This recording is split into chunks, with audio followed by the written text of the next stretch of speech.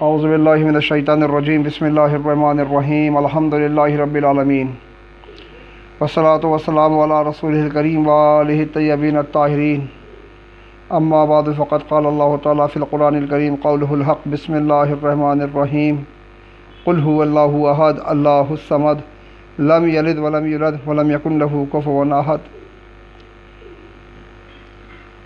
مومنین کرام، السلام علیکم ورحمۃ اللہ وبرکاتہ۔ ماہ رمضان المبارک بہت تیزی سے گزر رہا ہے۔ روزے کا مہینہ ہے، تلاوت کا مہینہ ہے، نمازوں کی کثرت کا مہینہ ہے۔ ہر چیز کی ایک بہار ہوتی ہے۔ پیغمبر کی روایت میں ملتا ہے قرآن کریم کی جو بہار ہے وہ ماہ رمضان ہے۔ یقیناً چونکہ قرآن کریم ماہ رمضان المبارک کے اندر نازل ہوا ہے۔ قرآن کریم کی تلاوت کا ثواب روایات میں ملتا ہے کہ اگر آدمی ماہ رمضان المبارک کے اندر ایک آیت کی تلاوت کرتا ہے تو اسے ایک ختم قرآن کا ثواب ملتا ہے۔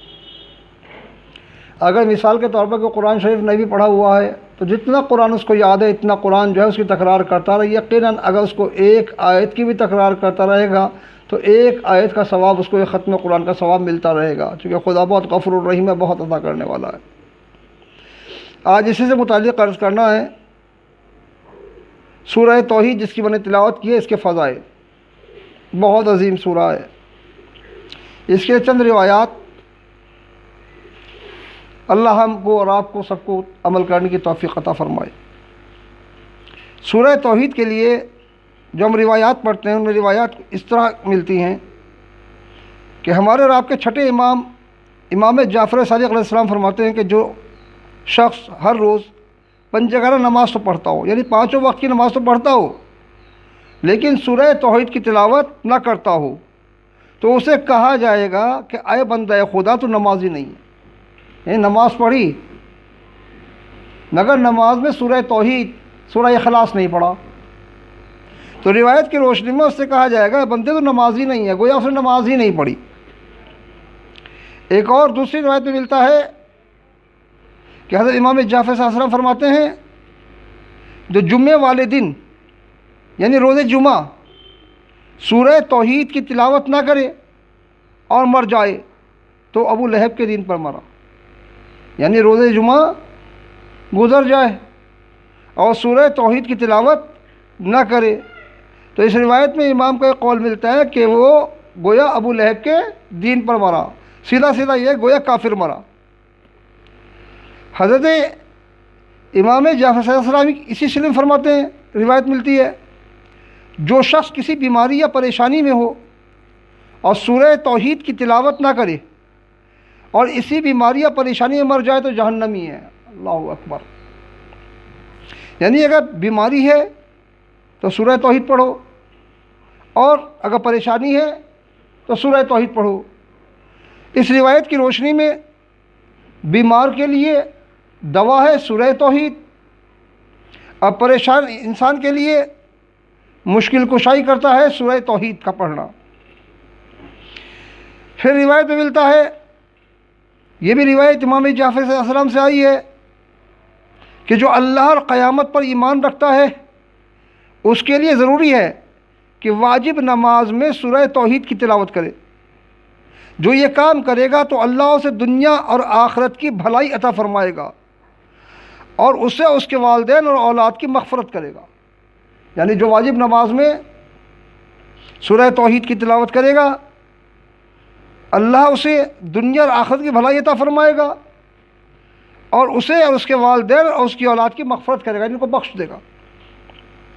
حضرت امیر المومنین علیہ السلام فرماتے ہیں کہ رسول خدا نے فرمایا جو سوتے وقت سورہ توحید کی تلاوت کرے تو خدا، یعنی اب اس کی تعداد بھی ہے، یعنی 100 مرتبہ فرماتے ہیں کہ اگر کوئی انسان سوتے وقت 100 مرتبہ سورہ توحید کی تلاوت کرتا ہے تو خدا اس کے 50 سالہ گناہ بخش دے گا۔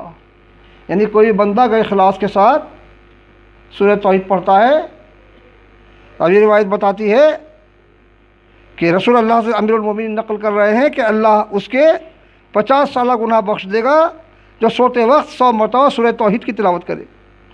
ایسے ہی پانچویں امام حضرت امام محمد باقر علیہ السلام اپنے والد یعنی امام زین علیہ السلام سے نقل کرتے ہیں کہ رسول خدا نے سعد بن معاذ بہت عظیم صحابی گزرے، سعد بن معاذ کی نماز جنازہ پڑھائی اور فرمایا حضرت جبریل کے ہمراہ 90,000 فرشتوں نے اس کی نماز جنازہ پڑھی ہے۔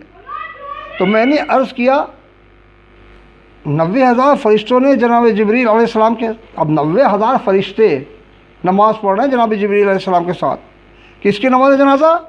جناب سعد بن معاذ کی۔ تو حضرت جبریل سے پوچھا گیا کہ آپ لوگ اس کی نماز جنازہ میں کیوں شریک ہوئے؟ حضرت جبریل نے کہا معاذ اٹھتے بیٹھتے اور سوار و پیادہ آمد و رفت کے وقت سورہ توحید کی تلاوت کیا کرتے تھے۔ یعنی جب جناب جبریل علیہ السلام سے پوچھا گیا کہ آپ نے ان کی نماز جنازہ میں شرکت کیوں کی ہے جناب سعد کی، تو فرمایا کہ سعد کا عمل یہ تھا کہ اٹھتے ہوئے بھی سورہ توحید پڑھتے تھے، بیٹھتے ہوئے بھی سورہ توحید پڑھتے تھے۔ یعنی جب کسی جانور پر سوار ہوتے تھے جب بھی سورہ توحید پڑھتے تھے، اور جب پیدل چلتے تھے تو تب بھی سورہ توحید پڑھتے تھے۔ آتے جاتے ان کا ورد جو ہے سورہ توحید کا رہتا تھا۔ تو خدا نے ان کو یہ انعام دیا کہ جناب جبریل علیہ السلام 90,000 فرشتوں کے ساتھ ان کی نماز جنازہ ادا کرتے ہیں۔ پھر امام جعفر صادق علیہ السلام سے ہی روایت ملتی ہے کہ جو اپنے بستر پر سوتے وقت، بستر پر لیٹ گیا سونے کے لیے، اب سوتے وقت 11 مرتبہ سورہ توحید کی تلاوت کرے تو خدا اس کے گھر کے ساتھ ساتھ اطراف میں موجود دوسرے گھروں کی بھی حفاظت کرتا ہے۔ یعنی بستر پر لیٹ جائے، سورہ توحید کی تلاوت 11 مرتبہ کرے تو اللہ اس کے گھر کے ساتھ ساتھ جو اطراف میں پڑوس کے گھر ہیں ان کی بھی حفاظت کرتا ہے۔ یعنی خود تو حفاظت سے رہے گا ہی وہ اور اس کا گھر، پڑوسی بھی اس کے جو ہیں وہ اللہ کی حفظ و امان کے اندر رہیں گے۔ فقط سوتے وقت 11 مرتبہ سورہ توحید پڑھ لے۔ آپ ماہ رمضان میں پڑھے گا تو کتنا ثواب کہ ہر آیت کے بدلے میں ختم قرآن کا ثواب ملے گا۔ راوی کہتا ہے کہ میں نے حضرت امیر المومنین کو فرماتے ہوئے سنا جو نماز صبح کے بعد 11 مرتبہ سورہ قل هو اللہ احد پڑھے تو اس دن وہ گناہ نہیں کرے گا۔ یعنی جو انسان نماز صبح کے بعد 11 مرتبہ سورہ قل هو اللہ احد پڑھے تو اس دن وہ گناہ نہیں کرے گا۔ یعنی خداوند قدوس، اور روایت کے جملے یہاں تک کہ خواہ شیطان چاہے جتنی کوشش کرے، یعنی انسان گناہوں سے محفوظ حفاظت فرمائے گا۔ ساتویں امام موسیٰ کاظم علیہ السلام سے روایت ملتی ہے کہ اگر کوئی شخص ظالم کی ملاقات سے پہلے سورہ توحید کی تلاوت کرے تو خدا آگے پیچھے دائیں بائیں غرض ہر طرف سے اس کا دفاع کرے گا اور ظالم کی طرف سے پہنچنے والے شر کے درمیان رکاوٹ پیدا کر دے گا اور اسے اس ظالم سے خیر نصیب کرے گا۔ مزید فرمایا کہ جب کسی چیز سے خائف ہو جاؤ تو قرآن مجید کی کوئی سی 100 آیات کی تلاوت کرو۔ یعنی جب بہت خوف زدہ ہو جاؤ تو قرآن مجید کی کہیں سے بھی انسان 100 آیتوں کی تلاوت کرے اور پھر آخر میں 3 مرتبہ کہو خدایا اس بلا اور مصیبت کو مجھ سے دور فرما دے، تو یقیناً اللہ مصیبت کو دور فرما دے گا۔ ایسے ہی حفظ بن غیاث ایک صحابی ہیں امام کے، وہ امام سے روایت کرتے ہیں کہ امام جعفر صادق علیہ السلام سے کسی شخص کو فرماتے ہوئے انہوں نے سنا کہ امام کسی سے فرما رہے تھے کہ آیا تجھے دنیا میں زندہ رہنا پسند ہے؟ اس نے کہا جی ہاں۔ امام نے پوچھا آیا تجھے دنیا میں زندہ رہنا پسند ہے؟ اس نے کہا جی ہاں۔ پھر فرمایا، حضرت نے پوچھا کیوں؟ اس نے جواب دیا کیونکہ میں سورہ توحید کی تلاوت کرتا ہوں، یعنی زندہ رہنا چاہتا ہوں، زندہ میں رہنا پسند ہے۔ کہا زندہ رہنا کیوں چاہتا ہے؟ کہا میں سورہ توحید کی تلاوت کرتا ہوں۔ کچھ دیر بعد حضرت نے فرمایا اے حفظ، اگر ہمارے محبوں شیعوں میں سے کوئی مر جائے اور اچھی طرح قرآن پڑھنا نہ جانتا ہو، یعنی اگر ہمارے محبوں میں سے اور شیعوں میں سے کسی کا انتقال ہو جائے اور وہ اچھی طرح قرآن پڑھنا نہ جانتا ہو تو قبر میں اسے قرآن کی تعلیم دی جاتی ہے تاکہ خدا اس کو بلند درجات عطا کرے۔ جان لو کہ بہشت کے درجات قرآنی آیات کی تعداد کے برابر ہیں۔ وہاں قاری قرآن سے کہا جاتا ہے قرآن پڑھو اور اگلے درجے میں چلے جاؤ۔ اللہ اکبر۔ یعنی جیسے یہاں سے ایک قدم بڑھاؤ، دوسرا قدم رکھو دوسرے درجے میں، وہاں کہا جاتا ہے قرآن پڑھو اور قدم آگے بڑھاؤ قرآن پڑھتے رہو اور بلند درجات جو ہے وہ حاصل کرتے رہو۔ یہ ہیں سورہ توحید اور چند آیات کے فضائل بہت ہیں، یہ چند فضائل جو ہمارے سامنے آئے۔